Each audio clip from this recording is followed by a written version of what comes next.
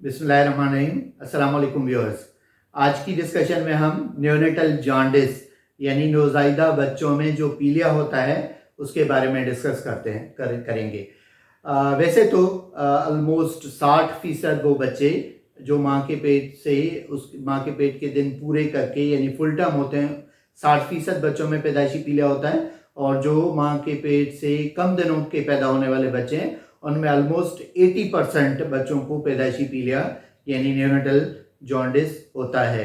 Neonatal jaundice के basically दो clinical criteria categories हैं।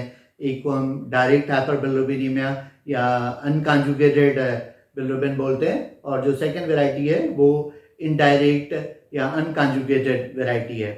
जो डायरेक्ट है वो हमेशा पैथोलॉजी की वजह से होगा, और इनडायरेक्ट जो बिलिरुबिन है वो might be because of pathology और might be because of physiology. जो फिजियोलॉजिकल जॉन्डिस होता है बच्चों में वो बेसिकली क्योंकि जो जब बच्चा माँ के पेट में होता है तो उसमें जो हीमोग्लोबिन कंटेंट है वो फीटल हीमोग्लोबिन होता है, और पैदाइश के बाद वो कन्वर्ट होता है एडल्ट हीमोग्लोबिन में। तो उसकी वजह से वो फीटल हीमोग्लोबिन जब टूटता है तो बिलिरुबिन प्रोड्यूस होता है जो बच्चे में पीलिया पैदा करता है। और दूसरा रीज़न उसका ये होता है कि अगर छोटा बच्चा होता है, न्यूबॉर्न है, उसमें लिवर या लिवर के एंजाइम्स थोड़े वीक होते हैं, इमेच्योर होते हैं, उसकी वजह से उनकी बिलिरुबिन को जिस्म से निकालने की सलाहियत थोड़ी कम होती है, इस वजह से पीलिया बढ़ता है।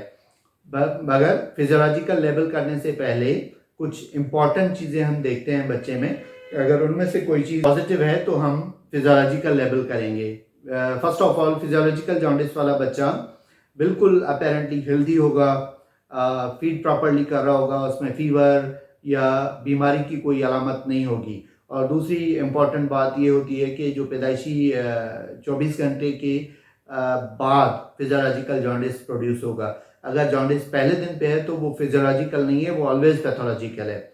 और थर्ड इम्पॉर्टेंट थिंग, हम बिलिरुबिन लेवल देखते हैं, पीलिया की जो हम रिपोर्ट कराते हैं वो देखते हैं। जो अगर बच्चा फुल टर्म है उसमें जो पीक बिलिरुबिन लेवल है वो 13 होनी चाहिए, और जो प्री टर्म बेबी है उसमें हम पीक बिलिरुबिन लेवल 15 हो सकती है। और दूसरा इम्पॉर्टेंट बात ये है कि जो प्री टर्म फुल टर्म है उसमें जॉन्डिस मोस्टली 1 वीक में सबसाइड हो जाएगा, ख़त्म हो जाएगा। और जो प्री टर्म है तो उसमें 2 हफ्ते तक पीलिया ख़त्म हो जाएगा, 2 हफ्ते से ज़्यादा नहीं चलेगा। बाकी जो पैथोलॉजिकल कॉजेज़ में उसमें सबसे अहम कॉज जो होता है वो है ब्लड ग्रुप के मसले या मसाइल, जिसमें बच्चे और माँ का ब्लड ग्रुप अगर मैच नहीं करता तो जो माँ की एंटीबॉडीज़ हैं वो बच्चे में जाके हेमोलाइसिस कराते हैं। लाइक अगर माँ का ब्लड ग्रुप ओ है, बच्चे में ए है, बी है, तो जो माँ का ब्लड ग्रुप की या माँ की जो एंटीबॉडीज़ हैं वो बच्चे में जाके हेमोलाइसिस कराएंगी, जिसकी वजह से पीलिया होगा बच्चे को। या जैसे हम पॉजिटिव या नेगेटिव बोलते हैं ब्लड ग्रुप्स में, अगर मदर नेगेटिव है और बच्चा पॉजिटिव है तो उसकी वजह से भी न्योनेटल जॉन्डिस होगा बच्चे को।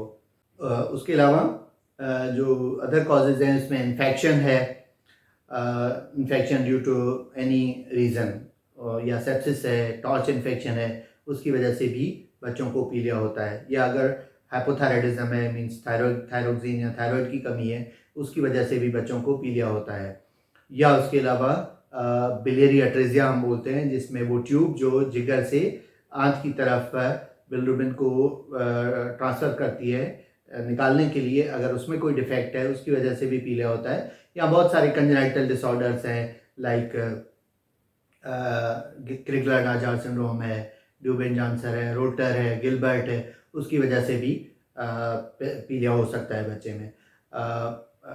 लेकिन सब चीज़ें ये डिस्कशन या ये चीज़ें इनको प्रूव करने के लिए या प्रॉपर्ली असेस करने के लिए किसी डॉक्टर को दिखाना बहुत ज़रूरी है। एक रफ एस्टिमेशन हम रूल ऑफ 5 का बताते हैं, जिसमें अगर बॉडी को हम 5 जोन में डिवाइड करते हैं, जिसमें अगर जॉन्डिस सिर्फ फेस या नेक तक है तो मोस्टली जॉन्डिस वो जो लेवल है वो 5 तक होता है। और अगर अपर एब्डामिन तक है तो वो 10 तक है। अगर थाइस तक जॉन्डिस आ रहा है तो वो 15 तक है। अगर लेग्स या आर्म्स को जॉन्डिस इन्वॉल्व कर रहा है, लेग्स और आर्म्स तक की स्किन पीली हो रही है तो वो मोस्टली 20 बिलिरुबिन इंडिकेट कर रहा है, और अगर हाथ पाँव की तलियाँ पीली हो रही हैं तो वो मोस्टली 25 तक वो बिलिरुबिन पहुंच सकता है। सो बिफोर लेबलिंग कि ये फिजियोलॉजिकल है या पैथोलॉजिकल है, इसको लेबल करने के लिए हमें किसी मुस्तनद डॉक्टर को दिखाना बहुत ज़रूरी है। वो डिसाइड करेगा कि जो बिलिरुबिन है वो पैथोलॉजिकल है या जॉन्डिस पैथोलॉजिकल है या फिजियोलॉजिकल है। Then treatment. अच्छा, basically treatment depends on the cause. जब तक हम कॉज को ट्रीट नहीं करेंगे हम मुकम्मल तौर पे पीलिया को ख़त्म नहीं कर सकते। जब तक हम कॉज को ट्रीट नहीं करेंगे तब तक पीलिया ख़त्म नहीं होगा। फिजियोलॉजिकल तो एज आई टोल्ड यू, तो वो तो खुद ब खुद चला जाएगा हफ्ते 15 दिन में, उसको तो धूप दिखाने की भी ज़रूरत नहीं है। लेकिन अगर पैथोलॉजिकल जॉन्डिस है, जब तक हम उसके कॉज को ट्रीट नहीं करेंगे तब तक पीलिया ख़त्म नहीं होगा। और ट्रीटमेंट में सबसे अहम बात है, जब भी आपको पीलिया नज़र आए फ़ौरन जो सबसे अहम बात घर में करना है वो बच्चे को दूध बार बार पिलाते रहें, ताकि जो बिलिरुबिन है वो वॉश आउट होता रहे, यानी जिस्म से निकलता रहे। और सेकंड इम्पॉर्टेंट थिंग जो ट्रीटमेंट के हिसाब से हम डिसाइड करते हैं वो लेवल ऑफ बिलिरुबिन होता है, एज है, क्लिनिकल कंडीशन क्या है बच्चे की और कॉज क्या है, उस हिसाब से फिर उसको ट्रीट किया जाता है। जो कॉमनली चीज़ हम यूज़ करते हैं फोटोथेरेपी, जिसमें कुछ स्पेसिफिक टाइप की लाइट्स आती हैं हॉस्पिटल में, जो हम जिसके अंदर हम बच्चे को रख के फिर ट्रीट करते हैं। या जो सेकंड ऑप्शन है वो है एक्सचेंज ट्रांसफ्यूजन, जिसमें बच्चे का जो खून है जिसमें पीलिया है उसको निकाल के हम सेहतमंद खून बच्चे को लगाते हैं, जिसकी वजह से फिर जो ख़राब खून है वो निकाल के हम ज़ाया कर देते हैं। उससे भी पीलिया को ट्रीट किया जा सकता है। और एक कभी कभार एक ड्रग हम फिनोबार्बिटोन यूज़ करते हैं जो लिवर के एंजाइम या लिवर को और ज़्यादा एक्टिव करता है और जॉन्डिस को वॉश करने में हेल्प आउट करता है। लेकिन ये सब चीज़ें या जो डिसीजंस हैं वो अल्टीमेटली डॉक्टर ही करेगा, क्वालिफाइड डॉक्टर को दिखाएं, क्योंकि अगर हम पीलिया को प्रॉपरली ट्रीट नहीं करते या नहीं करवाते तो वो बच्चे के लिए एक कॉम्प्लिकेशन है जिसको हम कर्निकटेरिस बोलते हैं। कर्निकटेरिस अगर बच्चा डेवलप कर जाए तो वो इरिवर्सिबल है, उसकी फिर लाइफ लॉन्ग कॉम्प्लिकेशन या लाइफ लॉन्ग बच्चा माजूर या डिसेबल हो सकता है। सो पीलिया को कभी भी इजी ना लें। कभी भी अगर आपको फील हो कि बच्चे का पीलिया बढ़ रहा है, फ़ौरन डॉक्टर को दिखा के उसका ट्रीटमेंट कराना बहुत ज़रूरी है। सो इंशाल्लाह व्यूअर्स, नेक्स्ट टाइम किसी और वीडियो मालूमाती वीडियो के साथ आपकी खिदमत में हाजिर होंगे। तब तक की इजाज़त, अल्लाह हाफिज़, थैंक यू सो मच।